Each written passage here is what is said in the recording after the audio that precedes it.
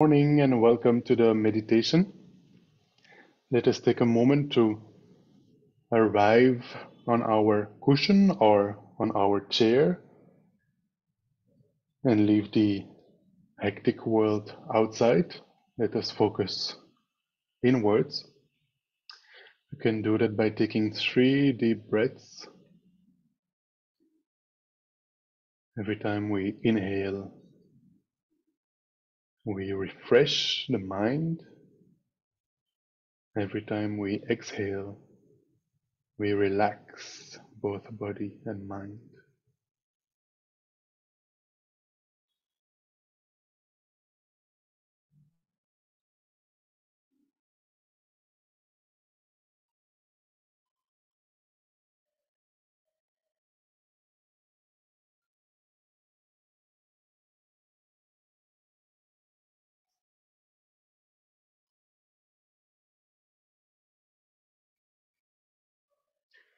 Now let us take a look at our meditation posture. Ideally sitting on the floor in full lotus posture. That might be a little bit difficult. Make sure you are comfortable. You can simply sit cross-legged or in half lotus or even Burmese style, with one leg in front of the other.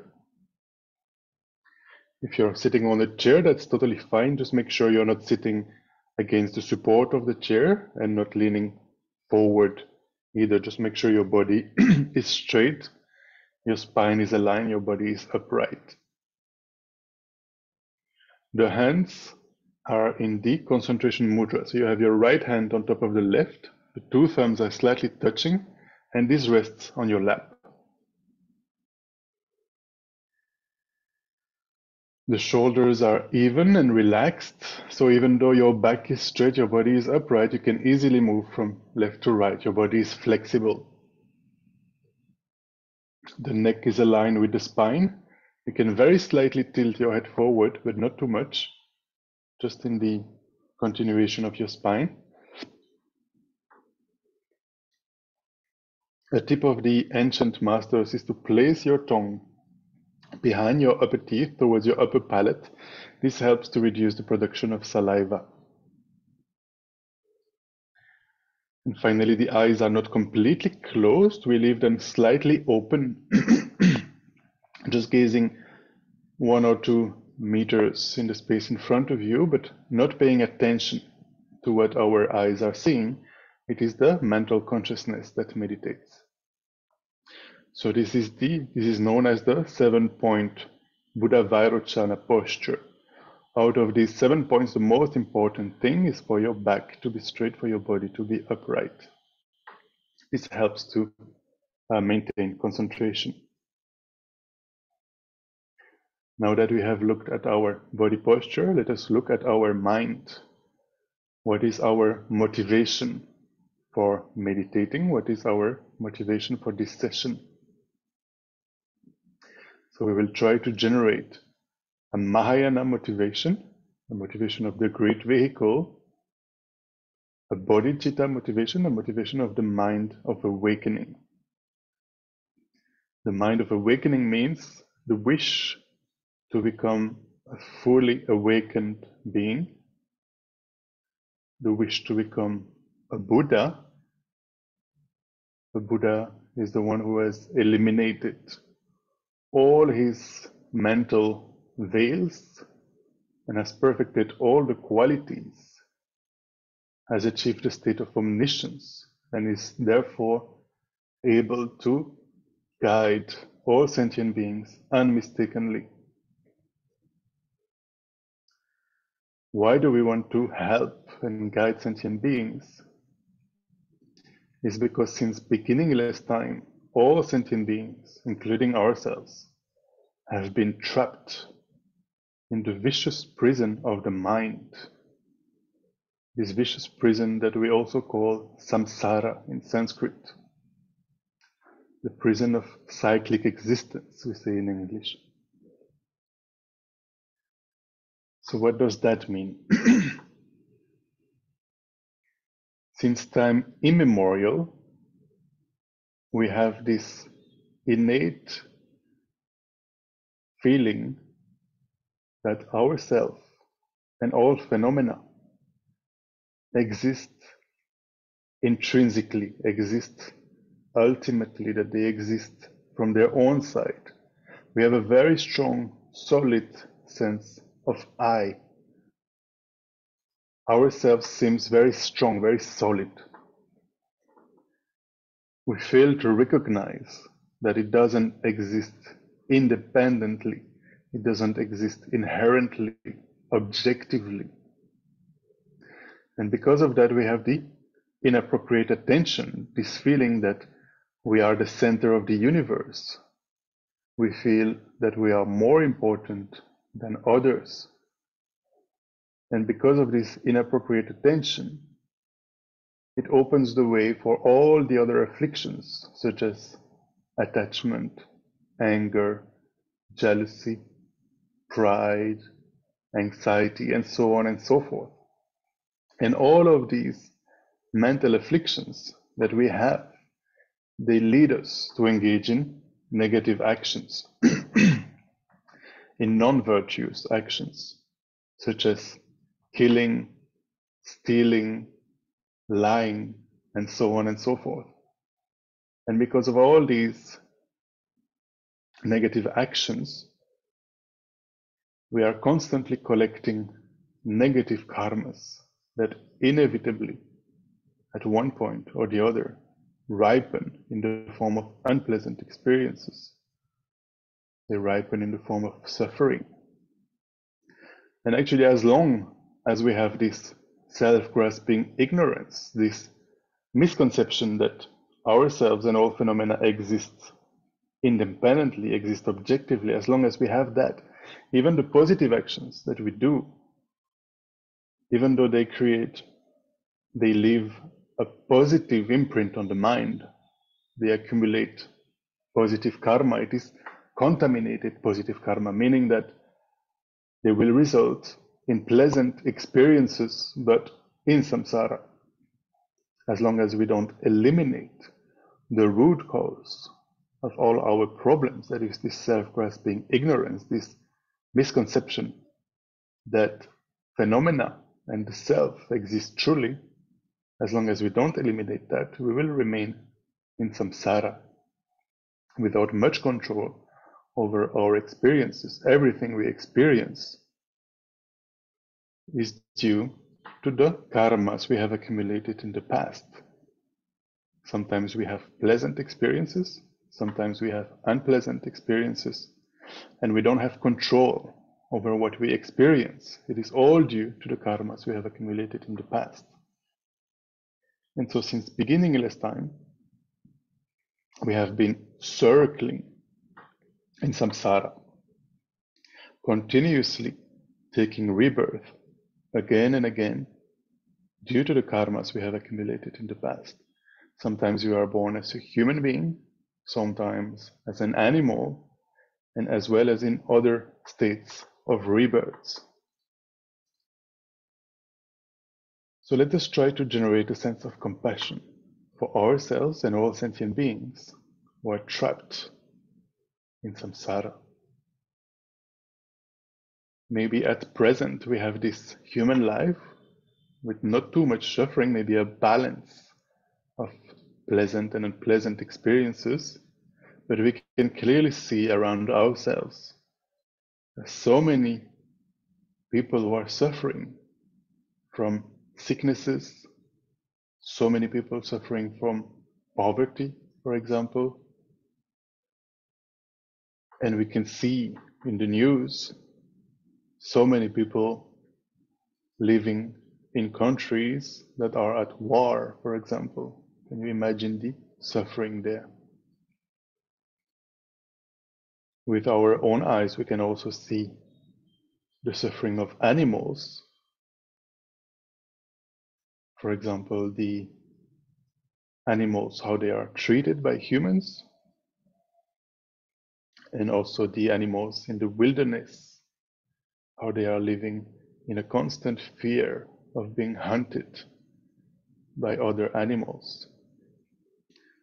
Try to generate a sense of compassion for the suffering of all sentient beings, wishing them to be free from that suffering and to be free from any kind of suffering, including the suffering of being trapped in samsara. Basically, wishing them to eliminate their afflictions, to eliminate their karmas, to eliminate the root of all their problems, which is this self-grasping ignorance. May all sentient beings be free from suffering and the causes of suffering.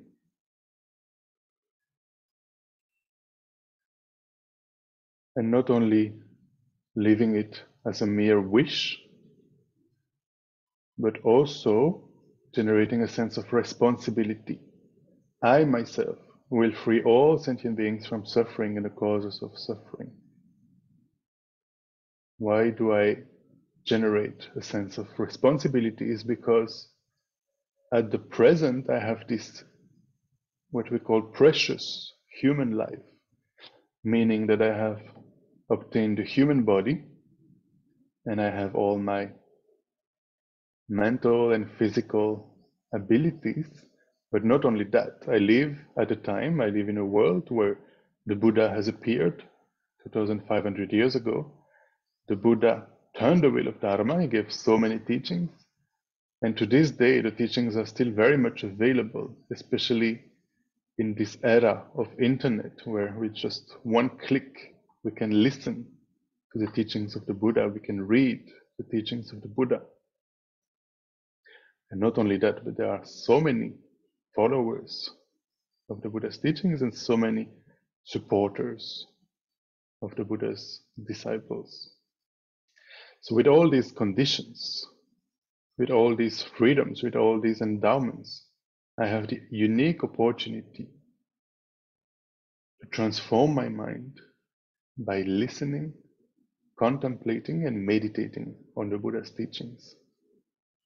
I have the incredible opportunity to purify my mind and to eliminate all my afflictions, to eliminate all my mental veils and achieve the state of full awakening, achieve the state of a Buddha, in order to liberate all sentient beings, in order to guide them unmistakably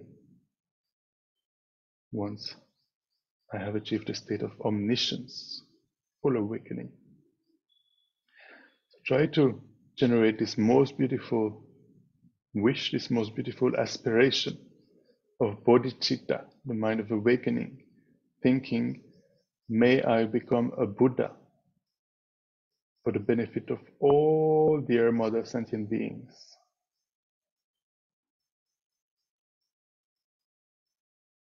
And with this Mahayana motivation, with this motivation in mind, we will engage this morning in Shamatha practice. Shamatha, which is called calm abiding in English, or single-pointed concentration. It's also called Shine in Tibetan. So for this, there are 4 main instructions. The first one is the posture that we already looked at. The most important of the 7 points of the posture is for your body to be upright, for your back to be straight. The second instruction is that we need an object to meditate on. If you're familiar with this meditation, I would recommend that you keep the object that you usually take for this meditation. If you don't have an object you're familiar with, I would suggest to focus on the breathing sensation at the entrance of the nostrils. Try to place all your focus there, all your attention on the sensation at the entrance of the nostrils. And try to remain there for the entire duration of the meditation. The third thing is that there are 2 main errors in meditation. 2 ways we tend to lose our object, 2 ways we tend to get distracted. The first one is called mental excitement. Basically, we are distracted with thoughts, mostly thinking about past and future. This is one of the ways the mind wanders and loses the object. The second is called mental laxity, or dullness, or lethargy. Basically, we don't put enough application in our meditation, and therefore the mind starts to sink, kind of fall asleep. So this is the second way, the second error of meditation, mental laxity. And finally, the last instruction is that there are two antidotes that we need to use to counteract these two errors. The first one is called alertness or introspection. So basically, while we are focusing on our object of meditation, in the background, there is a small part of our mind that we call a mental factor of introspection or alertness that is actually checking, am I meditating? Am I concentrated on my object of meditation? And the moment this introspection notices that the mind has wandered, that the mind is distracted either with excitement or laxity, immediately I make use of the second antidote, which is called mindfulness. And mindfulness is also a mental factor, and its role is to bring the mind back onto the object and making sure it stays there. An analogy that I like to use to illustrate this is a little bit like if you have a pet dog at home and the dog runs away. Introspection notices that the dog is gone, and then mindfulness brings the dog back home and makes sure it stays there by, for example, tying him against a pillar or something. So this is what we are doing with our mind. We are training in those two mental factors of alertness and mindfulness. So we will do this for about 10 minutes.